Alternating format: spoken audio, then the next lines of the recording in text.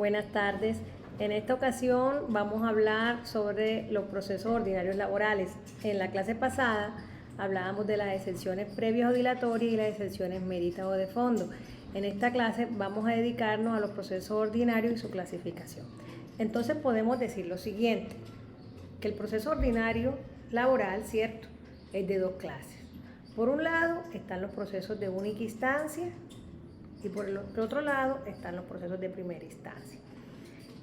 ¿Qué factor juega aquí? El factor objetivo, dependiendo de la naturaleza jurídica, ¿cierto?, y la cuantía.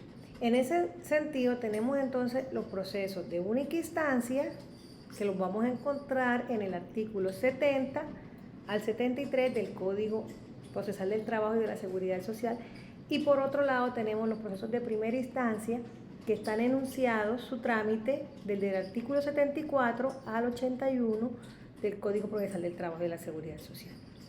Entonces podemos decir que no existe la clasificación que se da en el procedimiento civil, donde los procesos pueden ser entonces de mayor, menor o mínima cuantía. Tenemos entonces que un proceso ordinario, ¿cierto?, en materia laboral, ¿qué busca? Busca que el juez declare la existencia de un derecho, de una obligación, por lo que se habla de procesos declarativos. Ahora bien, cuando iniciábamos las clases, cuando iniciábamos este curso de Derecho Procesal Laboral, yo les explicaba a ustedes que el proceso ordinario, ¿cierto?, como va a buscar que declare el juez la existencia de un derecho o de una obligación, por esto que se habla de declarativo.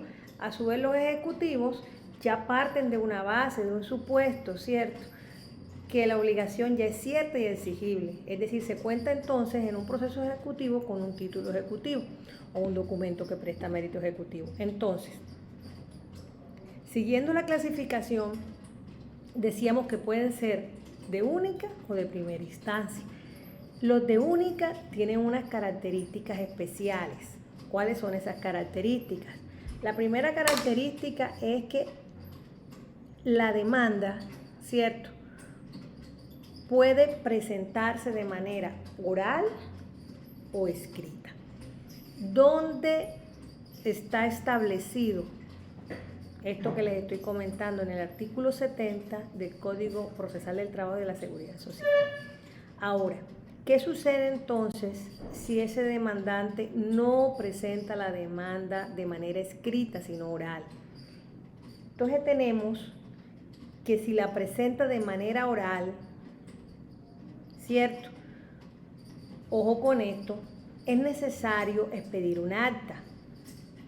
Entonces, esa secretario de ese juzgado de pequeñas causas laborales, ¿cierto?, va a redactar un acta donde va a constar el nombre de las partes, el domicilio de las partes, los hechos, las pretensiones, pero esa acta obligatoriamente debe ser suscrita ¿por quién? Por el juez, por el secretario, por el demandante. Ahora, otra característica de estos procesos es que no requiere a la hora de presentar la demanda que esté en presencia de un abogado. Otra característica importante es que son procesos cuya cuantía, ¿cierto?, sea la misma o inferior, ojo con esto, o igual a 20 salarios mínimos legales mensuales vigentes. Ahora, otra característica es que estos procesos no van a tener, la sentencia no va a ser objeto de recurso de apelación, no va a tener una segunda instancia. Tenemos entonces que en estos procesos, ¿cierto?, aparece algo que se llama el grado jurisdiccional de consulta. Ahora, siempre que la sentencia sea adversa al trabajador, teniendo en cuenta los principios del derecho de defensa, el principio del debido proceso, el principio de doble instancia, obligatoriamente siempre van a gozar del grado jurisdiccional de consulta.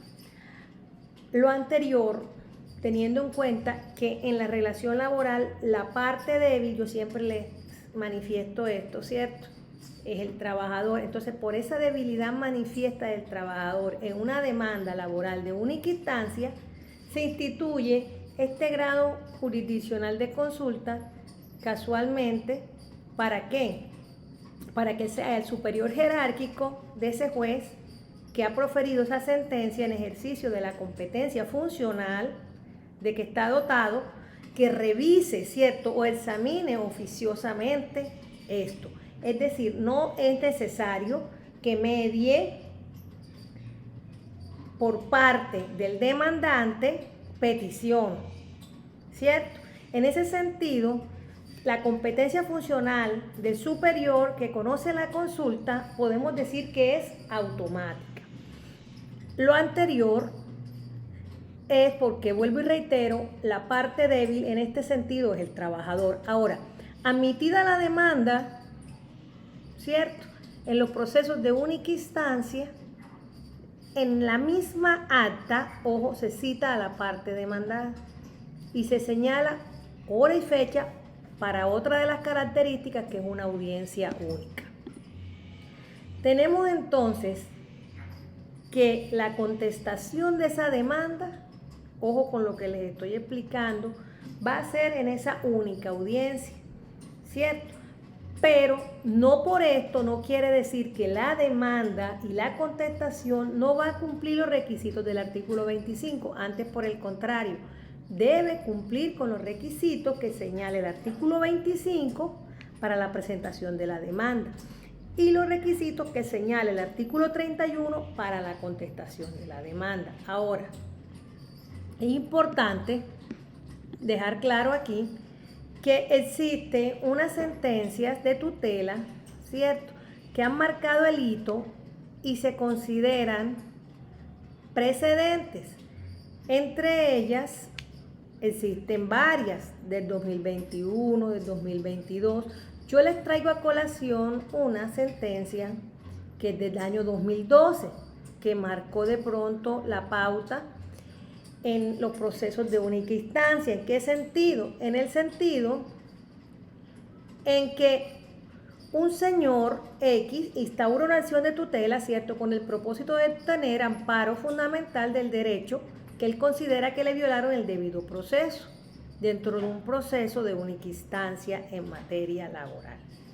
Entonces resulta que se presentó esa demanda, ¿cierto?, como les venía comentando, porque el demandado, ¿cierto?, inicialmente dice que cuando el demandante instaura la demanda en su contra en un juzgado de Fusagasugá, en un juzgado segundo civil del circuito de Fusagasugá, cuando instaura la demanda inicialmente lo hace como si tratara de un proceso de mínima cuantía. Miren que no habla en la tutela de única o de primera instancia, sino habla de mínima cuantía.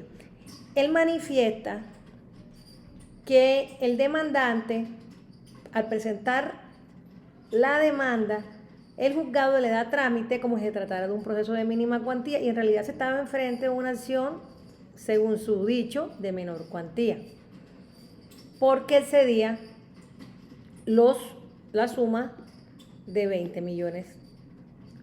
En ese entonces, él manifiesta que por lo tanto se trataba de un proceso de primera instancia. Pero él no habla de primera, sino él habla de mínima y menor cuantía. Él indica que en la demanda inicialmente fue inadmitida para que se corrigiera la cuantía, teniendo en cuenta para ello la sumatoria de las pretensiones y que la parte demandante alega que el escrito, que la cuantía, cierto, estaba bien. Sin embargo, él manifiesta que él solicita a través de esta acción de tutela que se declare ilegalidad de todo lo actuado para que se le pueda dar el trámite, ojo con lo que él solicita, ese trámite que corresponda, es decir, un trámite propio de un proceso ordinario laboral de primera instancia, dentro de la cual las partes tienen derecho a estar debidamente representadas, uno, por un abogado titulado y en ejercicio, y dos, que él va a tener la oportunidad en el día de mañana de apelar, ¿cierto?, si no está conforme con la decisión. ¿Qué sucede? Entonces sucede que la tutela es favorable a sus pretensiones y con esto, ¿cierto? Se tiene entonces que ciertamente revisar las pretensiones de la demanda, la sumatoria de estas pretensiones planteadas por él, que arroja una cuantía que asciende superior a 20 salarios mínimos, por lo cual en principio resultaba deber del juez segundo civil de circuito de Fusagasugá, ¿cierto?, adecuar el procedimiento de tal forma que se le garantizara a él su debido proceso y por lo tanto la doble instancia. Tenemos entonces que, ¿por qué les traigo a colación esta sentencia de tutela? Vuelvo y les reitero, porque son varios casos que se han presentado que a través de las tutelas, ¿cierto?, manifiestan un momento es que la demanda no era de única instancia y debía tramitarse ante un juez laboral del circuito y no ante un juez laboral de pequeñas causas. En ese sentido, ¿cierto?, tenemos que entonces resulta ser otra característica de estos procesos, vuelvo y reitero, la única audiencia. No se van a celebrar dos audiencias, sino una sola audiencia. Entonces, ese día y hora señalada, ¿cierto?, en esa acta, el juez debe de escuchar a las partes y dar aplicación a lo previsto en el artículo 77. Si fracasa entonces ese intento de conciliación, se examinan los testigos. Y es importante que también se van a practicar las demás pruebas. Clausurado este debate, el juez fallará en el acto, motivando su decisión. Y vuelvo y reitero que contra la decisión de este juez en los procesos de única instancia no procede recurso alguno. Ahora, si el demandante, ojo con esto, si el demandado, ¿cierto?, presenta una demanda de reconvención, entonces el juez, si el juez es competente, debe escucharlo y decidir simultáneamente con la demanda principal. Tenemos entonces que, para hacer un breve resumen, podemos entonces manifestar que estos procesos de única instancia tienen las siguientes etapas procesales. 1. La contestación de la demanda de reconvención, reforma de la demanda, ¿cierto?, conciliación, decisión de excepciones previas, saneamiento del litigio, fijación del litigio, decreto de las pruebas, la práctica de las pruebas, cierre del debate probatorio, los alegatos y el fallo. Tenemos entonces que es importante entender que la sentencia en estos procesos de única instancia no va a ser susceptible entonces del recurso de apelación y que el trámite va a ser sumario. Pero ello no indica que se vulneren los derechos de las partes, ¿cierto?, porque se le debe garantizar tanto al demandante como al demandado el debido proceso y el ejercicio del derecho de contradicción y defensa. Ahora bien, tenemos entonces que marca la característica en estos procesos que solo va a existir, vuelvo y reitero, una única audiencia, ¿cierto? Y que el único recurso que procede es el recurso de reposición contra autos interlocutorios. Y siguiendo lo establecido en el artículo 63, si es, ojo, por estado, ¿cierto?, tendrán 2 días siguientes para ¿qué? Para presentar el recurso. Cuando es en estrado, debe ser en el acto. Ahora, no es procedente, vuelvo y reitero, la apelación. Ahora tenemos que, como no es procedente la apelación, y para que no se le vulnere a las partes el debido proceso, en la sentencia C055 del año 93, la Corte Constitucional señaló que el grado jurisdiccional de consulta opera ope legis, es decir, por ministerio de la ley, y por lo tanto va a suplir la inactividad de las partes. Ahora bien, en los procesos de única instancia, el juez puede, según las potestades que le confiere el artículo 50 del Código Procesal del Trabajo y de la Seguridad Social, ¿cierto?, ordenar el pago de salarios, prestaciones e indemnizaciones diferentes a los pedidos, pero necesita dos circunstancias. Uno, que los hechos que los originen estén debidamente probados, y dos, ojo con esto, cuando aparezca que estos son inferiores a la que corresponde, de conformidad con la ley, siempre y cuando no hayan sido pagadas. Ahora bien, en esa audiencia, en esa única audiencia, se va a seguir obligatoriamente la ritualidad del artículo 77, ¿cierto? Contestada la demanda principal en la audiencia de forma verbal, ojo, y es importante dejarlo claro, ¿cierto? El juez, ¿cierto?, llevará a cabo la conciliación. Ahora, si alguno de los demandantes o demandados fuera incapaz, debe concurrir su representante legal. Pero si antes de la hora señalada para la audiencia alguna de las partes presenta una prueba, siquiera sumaria, de una justa causa, el juez está en la obligación de señalar nueva fecha, la cual debe ser dentro de los 5 días siguientes, ¿cierto?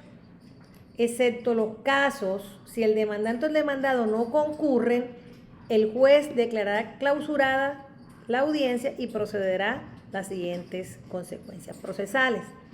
Si se trata del demandante el que no concurre, se presumen ciertos los hechos susceptibles de la demanda, ojo, que ameritan la confesión. Ojo con esto, y en las excepciones de mérito. Pero si se trata del demandado el que no concurre, se presumen ciertos los hechos de la demanda susceptibles de confesión. Ahora, las mismas consecuencias se le aplican a la demanda de reconvención, pero cuando los hechos no admitan la prueba de confesión, la no comparecencia de las partes a la audiencia, a la única audiencia, se aprecia por el juez como indicio grave en su contra. Entonces tenemos que en esta audiencia, ¿cierto?, primero, contestación de la demanda. Esta es la oportunidad, ojo, para presentar de forma verbal también demanda de reconvención o reforma de la demanda. Entonces nos vamos a la conciliación, decisión de exenciones previas, saneamiento del litigio, fijación del litigio, decreto de las pruebas, práctica de las pruebas y cierre del debate probatorio, los alegatos de conclusión y el fallo. Bueno, de esta forma, ¿cierto?, se le da el trámite al proceso de única instancia. Ahora, en los procesos de primera instancia, ¿cierto?, ya vamos a hablar entonces que existen dos audiencias. Ojo con esto. Entonces, en los procesos de primera instancia, ojo, de primera instancia, no de única instancia, van a gozar de una doble instancia. Y se le da traslado, acá se le da un traslado al demandado por 10 días para que conteste la demanda, ¿cierto? Y es posible la reforma de la demanda dentro de los 5 días siguientes al vencimiento del término del traslado. Ahora, la audiencia acá no la van a fijar en el mismo acta, no señor, como en los procesos de única instancia, sino que la audiencia se va a fijar dentro de los 3 meses siguientes a la fecha de notificación de la demanda. Entonces tenemos que en esa audiencia, ¿cierto?, obligatoria de conciliación, decisión de exenciones previas y saneamiento de litigio. Las etapas, ¿cuáles son? Uno, primero el trámite de la conciliación, saneamiento de nulidades, se deciden las exenciones previas, ¿cierto? Ojo con esto, fijación de los hechos de litigio, decreto de prueba. Ahora, en caso de solicitud de aplazamiento de la audiencia, esta debe realizarse 5 días siguientes a la inicial. Tenemos entonces que luego de esta audiencia viene la audiencia de trámite y juzgamiento. Estamos hablando de los procesos de primera instancia. Recuerden que acá son 2 audiencias. y tiene que ser presentada la demanda y la contestación a través de un abogado, ¿cierto? Titulado. Ahora, esta audiencia de trámite y juzgamiento la encontramos establecida en el artículo 80 del Código Procesal del Trabajo. Tenemos entonces que la sentencia se notifica en estrados. Si no estoy de acuerdo, debo interponer el recurso de apelación dentro de la misma audiencia. Ojo con esto. Se concede el recurso y se envía el expediente al Tribunal Superior del Distrito Judicial. Luego viene la segunda instancia, ¿cierto? Que es el reparto y radicación ante el superior, se fija fecha y hora para audiencia y la audiencia de trámite y de fallo en segunda instancia, que es cuando voy a presentar mis alegatos y el fallo. Así concluye el proceso de primera instancia. Entonces, las diferencias marcadas son que debe ser por escrito, que debe ser a través de abogado, que es cuando la cuantía, ¿cierto?, sea superior a los 20 salarios mínimos. Tenemos también que tiene un requisito que se puede apelar la sentencia, y esto es importante. Bueno, de esta manera concluimos con las diferencias entre los procesos de única y primera instancia. Espero que les haya quedado claro, porque es importante para poder dar paso a los procesos ejecutivos. En esta ocasión, ¿cierto?, vamos a hablar de los procesos ordinarios laborales, pero para esto es necesario dejar claro que existen procesos ordinarios de única y primera instancia. Entonces, teniendo en cuenta lo anterior, los procesos ordinarios de única instancia tienen unas características específicas, ¿cierto? ¿Qué buscan estos procesos? Declarar la existencia de un derecho. Tienen en cuenta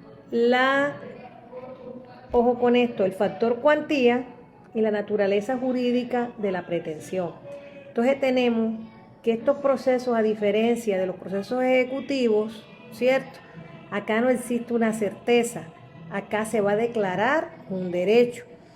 Ahora, estos procesos pueden ser presentados sin necesidad de abogado titulado.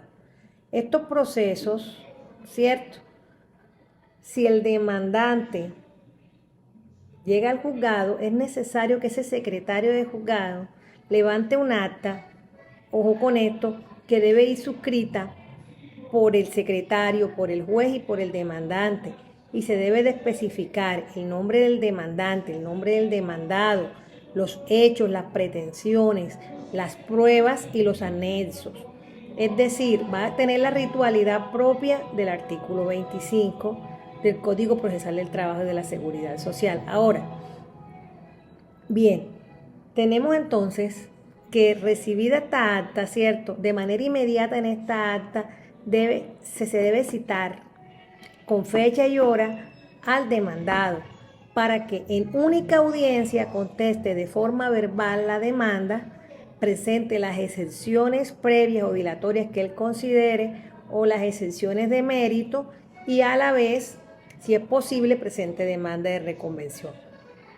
Entonces, partiendo de este supuesto, tenemos entonces que es un proceso que va a tener una sola audiencia, que es un proceso que no se requiere ser abogado para la presentación de la demanda, que es un proceso cuando la cuantía, ¿cierto?, de las pretensiones sea igual, ¿cierto?, o inferior a 20 salarios mínimos legales mensuales vigentes. En este sentido, tenemos entonces que este proceso, al tener una sola audiencia, y en esa audiencia se van a dar todas las etapas discriminadas en el artículo 77 y en el artículo 81 del Código Procesal del Trabajo y de la Seguridad Social, emitida la sentencia, esta no va, ¿cierto?, no se puede apelar, es decir, no va a tener este proceso una doble instancia. Por esta razón existe algo que se denomina el grado jurisdiccional de consulta. Con este grado jurisdiccional de consulta lo que se busca es que opere por ministerio de la ley, teniendo en cuenta que la parte débil de la relación laboral es el trabajador, en este caso sería el demandante. entonces opera ope legis.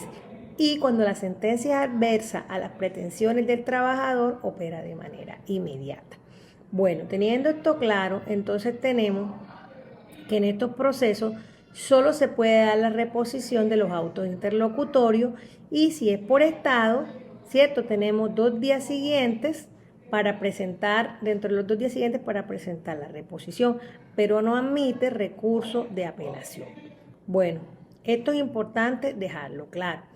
También es importante dejar claro que dentro de las ritualidades del artículo, ¿cierto? 77, si no se presenta a la audiencia el demandante o el demandado, hay ciertas consecuencias. Si es el demandante, se consideran ciertos los hechos, ¿cierto?, constitutivos de confesión que se dan en la contestación de la demanda. Y si es el demandado, los hechos de la demanda que admiten prueba de confesión. Si no admiten esta prueba, serán considerados indicios graves en su contra.